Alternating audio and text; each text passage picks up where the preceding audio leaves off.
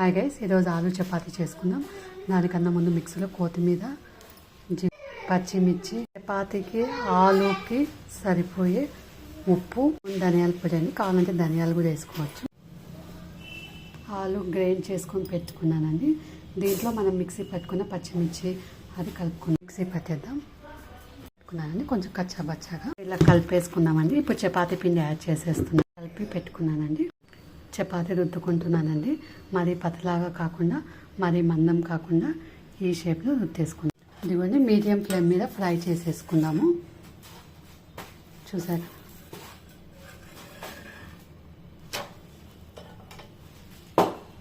కొంచెం ఆయిల్ వేసేసుకొని ఫ్రై చేద్దాం. ఇలా 2 sides ఫ్రై చేసుకుంటే బాగుంటుంది. ఇది పిల్లల బాక్స్కి అయినా పెట్టవచ్చు. ఈవినింగ్ వరకు సాఫ్ట్గా ఉంటుంది.